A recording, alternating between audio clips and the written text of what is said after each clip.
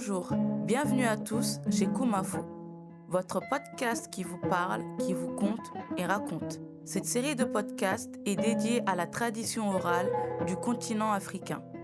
C'est donc tout naturellement que vous entendrez les griots s'exprimer dans leur langue d'origine.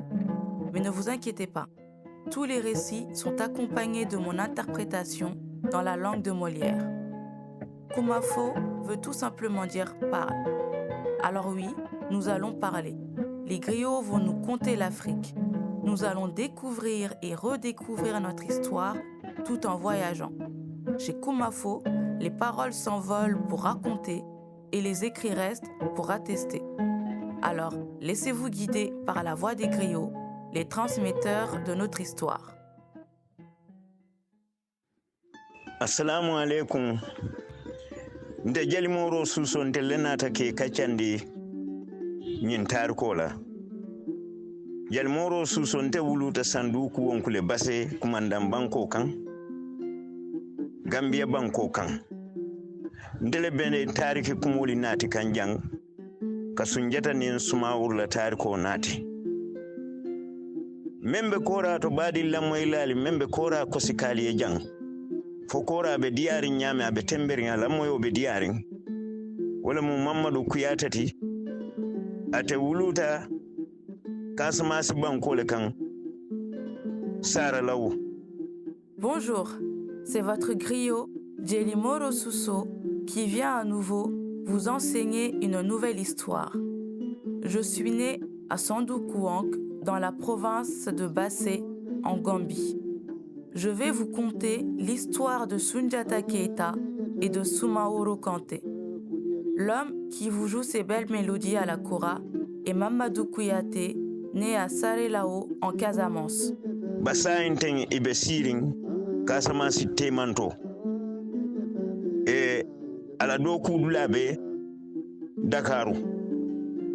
Mo jamaaya lon Dakaru jele ko sirlalamu ay norole fanankele korala mo jamaayente moro fanan lonne tariko la karola ngakata ku jamaale ke tariko la karola delle nata ka kacha. Comme vous le savez déjà, Mamadou Kouyaté vient de la Casamance, mais il passe une grande partie de son temps à Dakar pour des raisons professionnelles. Là-bas, il est connu comme un maître dans l'art de la kora, de la même manière que je suis connu à travers mes efforts en matière d'histoire orale. Nous sommes donc venus vous conter Soundiata Keita et Soumaoro Kanté. A'udhu billahi minash shaitanir rajim. Subhanallah wala hawla wala quwwata illa billahi al-azim. Yo badi lamoy lali ntajel moro suso ndelenata ka kacha ni mandina tariko la jang anin Soundiata la tariko. Dallo ba ben nyinin ka kan Soundiata la tariko menna. Yo Soundiata la tariko si domandim fono le Soundiata la kuoto. Bayrin na adolto ntelika kacha tariko la nka tariko linke karan kunna karan lamu alifali ya foye ye hakil tuwato ete fanan sina kela jaliya raunti nini suladi uni benta isi la wulu nyal fo isi man sa kewul la kuul fo e salonno kuul tamata nyaadile. Chers auditeurs, je vais dès à présent rentrer dans le vif du sujet en vous racontant l'histoire du Mandé, mais plus précisément l'histoire de Soundiata Keita. Chez nous, nous cultivons la tradition orale. Nous racontons et transmettons notre histoire de génération en génération par le parler. C'est le rôle des griots et nous nous efforçons de la relater avec exactitude et telle qu'elle nous a été transmise par les anciens. Nous partageons souvent les récits avec les nobles bienfaiteurs. Nous leur faisons part de leur généalogie, mais aussi des événements majeurs qui ont eu lieu dans le passé, afin qu'ils puissent les conserver en mémoire et pour que cela puisse leur servir de leçon. Yo iben nyinin ka kan Soundiata menna tariko la jaloli ya jamu ko suku simbon e ko nare mahammandinka yo ko suku simbon salama iko nuru soma, iko karambali soma, iko siba daniya, iko nyakamba daniya.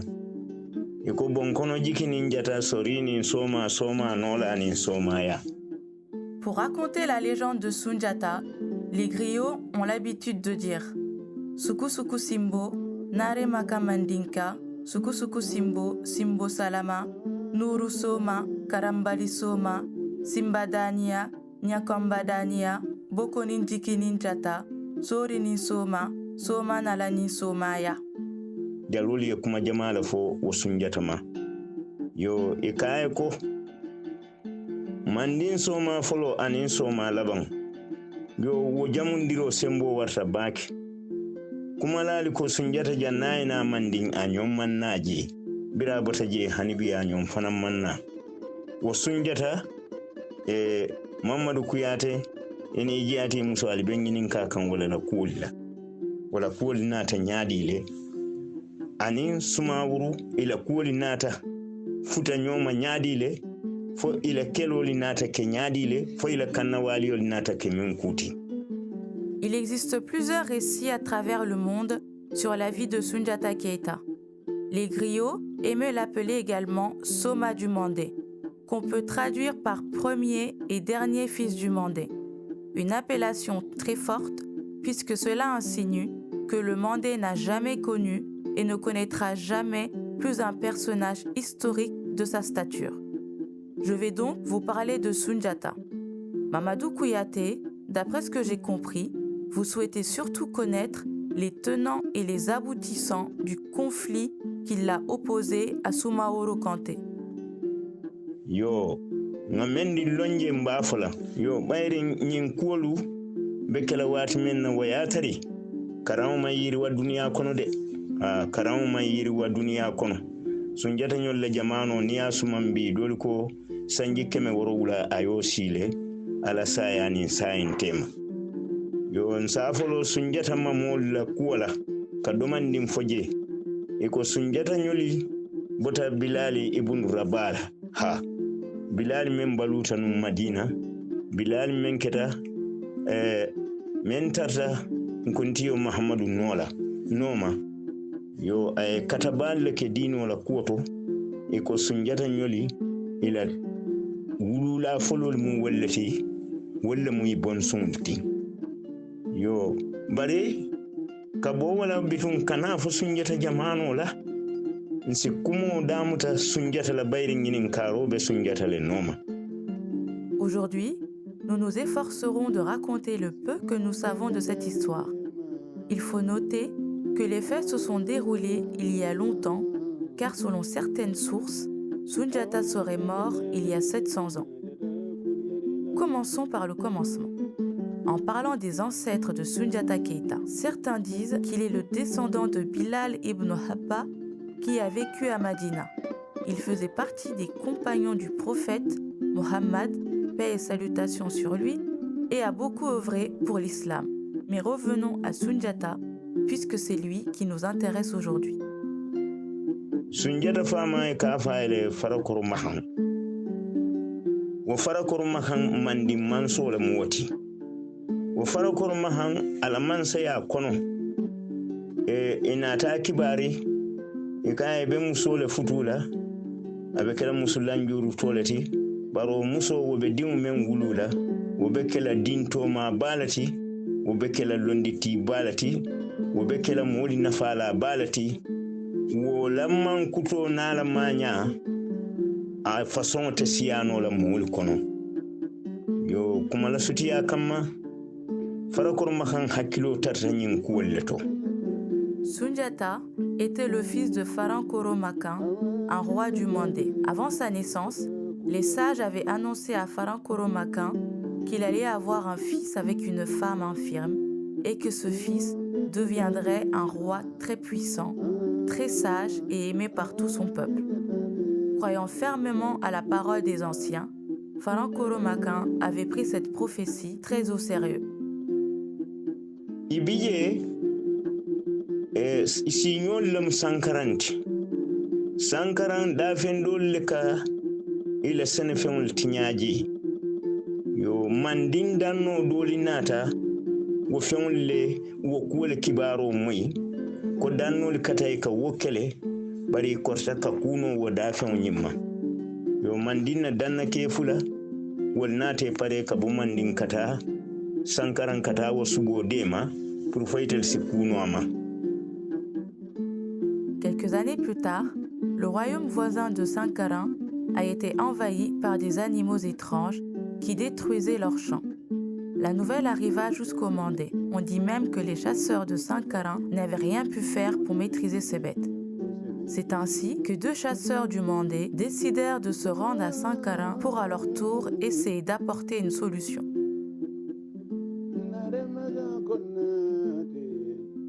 Katuwa Sankaran kolla alifa mento mumadi ba kontati ako momo ye wo subo ya fala ban ya muta ban abe jola fembale la yo dannol nyini go kibaro itel fanal yola moy tata Sankaran ina tana katakul nim ferol ke Sankaran fo ye wo subo fa wo dafen fa biro keta yo Sankaran na alifa nyi madi ba konte anata di musudo ta ayadi wo dannol la. En effet, le chef de Sankaran, du nom de Madiba Konté, avait promis d'énormes récompenses à celui ou à ceux qui arriveraient à bout de ces bêtes sauvages. Voilà ce qui avait motivé les chasseurs du Mandé.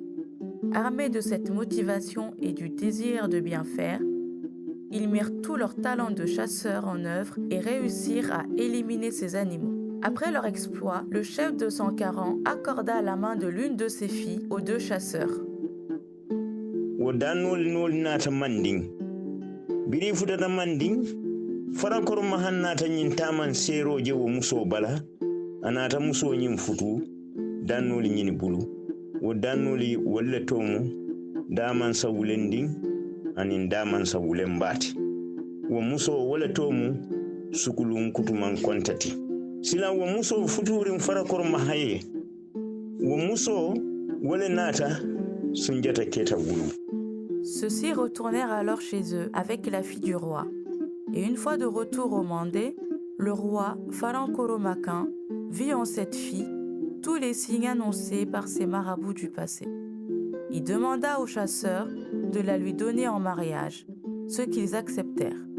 Les 2 chasseurs en question se nommaient Damansa Wulendi et Damansa Wulemba. La fille du chef de Sankaran s'appelait Sogolo Kutuma Konté.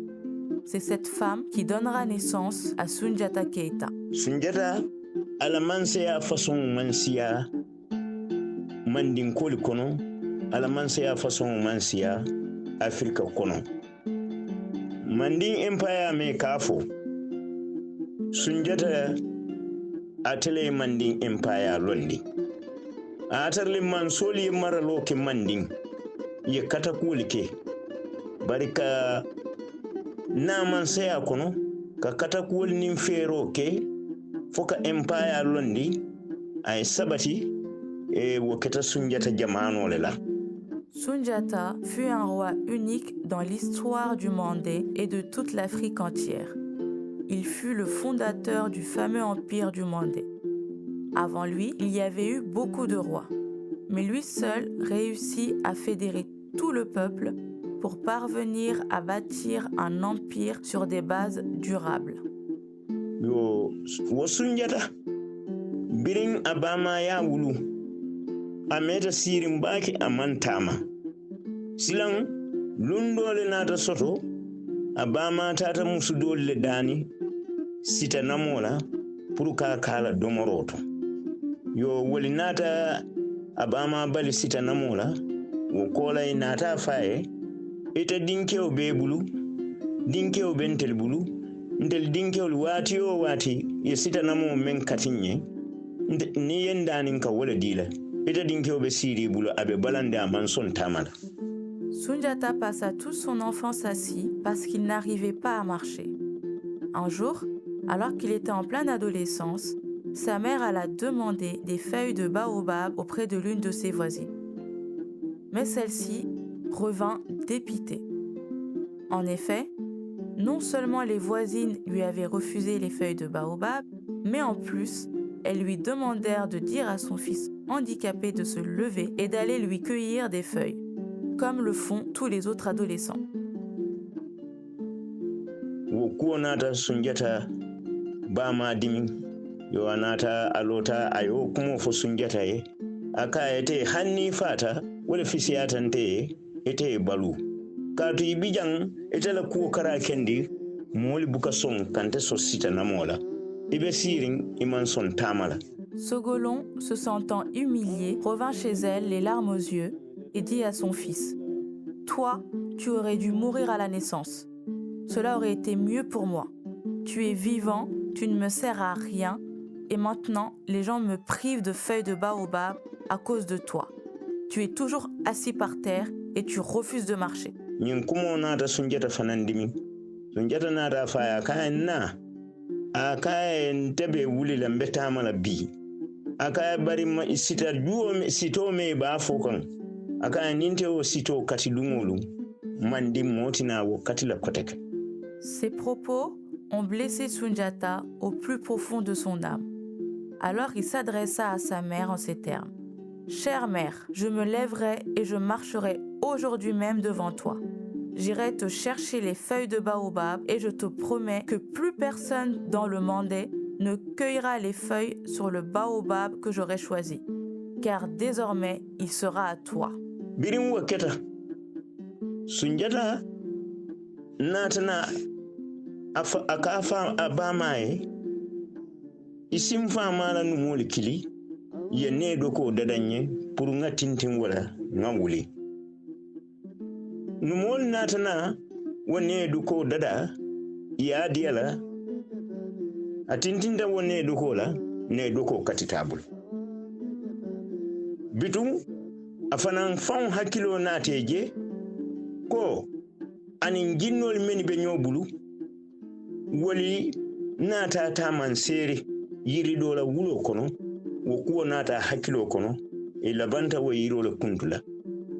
Sunjata envoya sa mère confectionner une béquille en fer auprès des forgerons de son père. Ces derniers lui fabriquèrent et lui remirent une béquille en fer très solide. Sunjata s'y agrippa de toutes ses forces, mais la barre de fer se courba et se brisa en deux.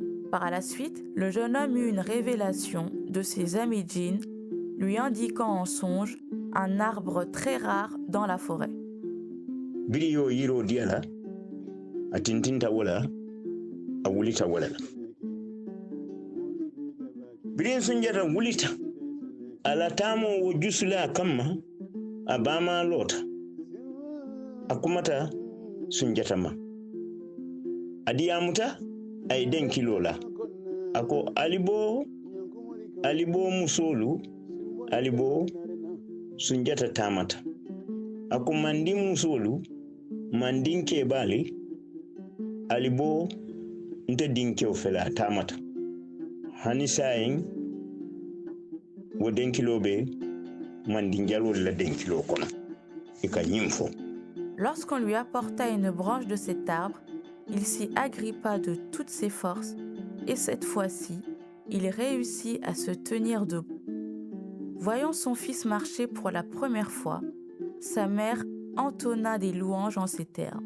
« Sortez, sortez, chère femme, sortez. Sunjata a marché, femme du Mandé. Homme du Mandé, sortez. Mon brave garçon a enfin marché. » Cette chanson restera un classique dans le répertoire des griots mandingues. Sunjata beje wo wato kono afamana ta fa men keta fara kor mahanti wo fara kor mahan na family ifunti ta purko tala fara kor mahan dimul tema wo talaro kono fara kor mahan dindolu nyinsolu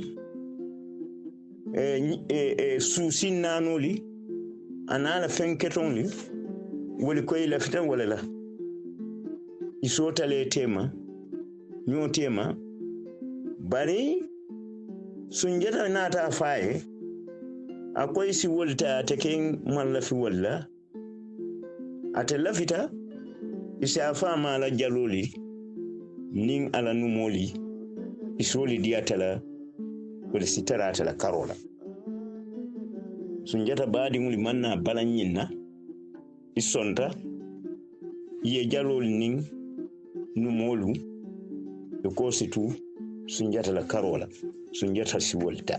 Plusieurs années passèrent et Faran Kolomakan, le père de Sunjata, vint à mourir, laissant ses biens se partager entre ses héritiers.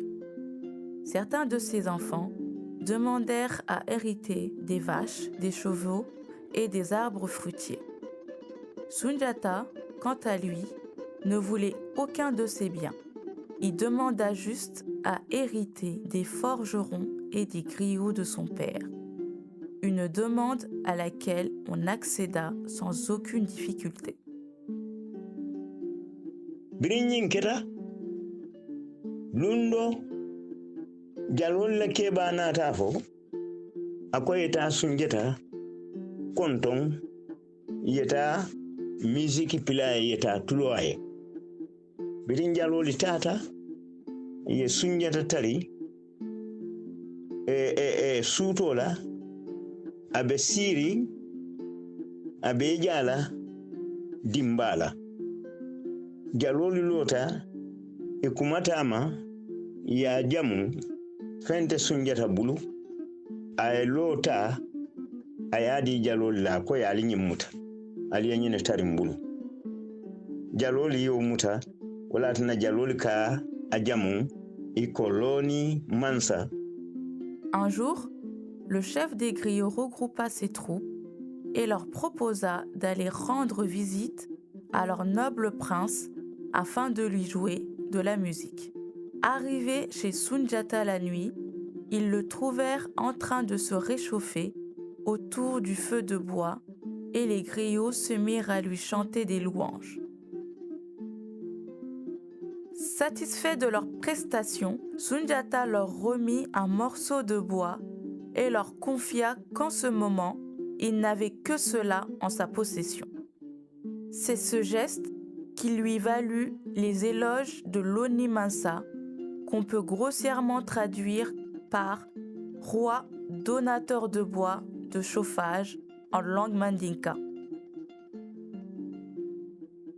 Ibiye lundo fanan jalol data sunjata sumundi somanda wolum ben dole nyanta kela manding sunjata biri futata ma jaloli yatari alamoli yemonole funtindi pour kana da sama sunjata tata liyo tanan miran kono pour ka liyo ke monoto ya mi jaloli yo jabulu ikumatama ya jamu ayeli miran nyinta ayadi jaloli la akoye alisinyinta aliyenyine tarimbulu jaloli ya jamu ofananna wala tinne kafaye lini simbon.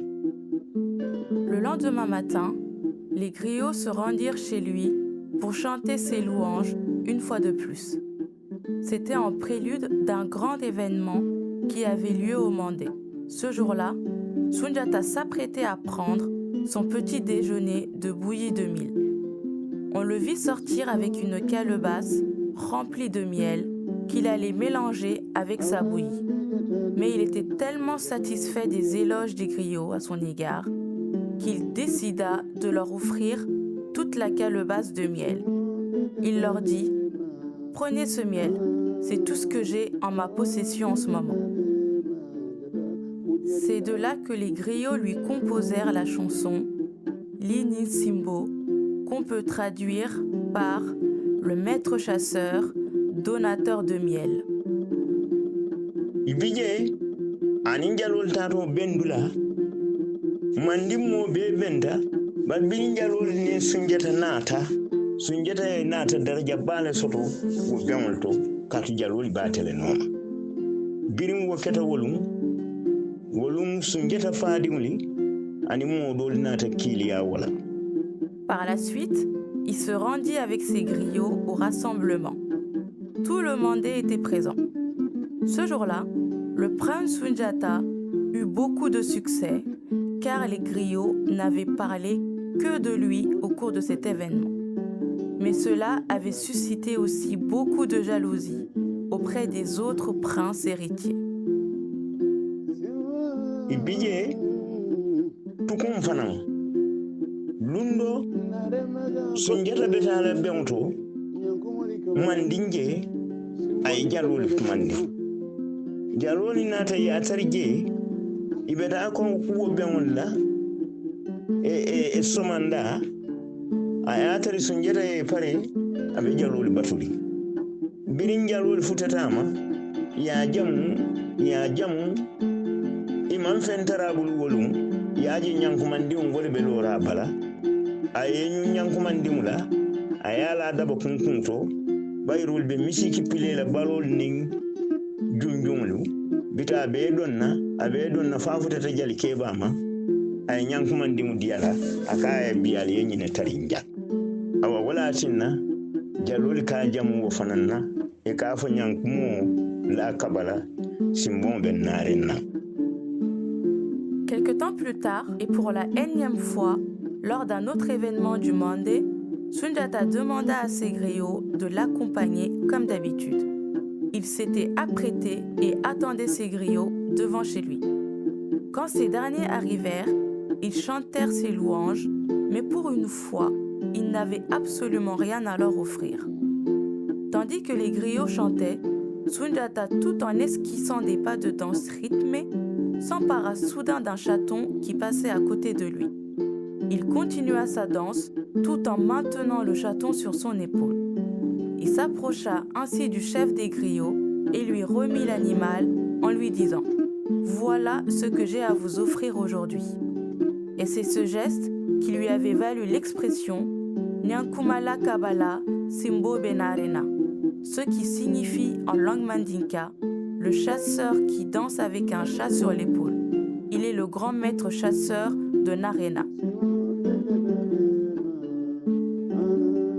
C'est la fin de cette première partie.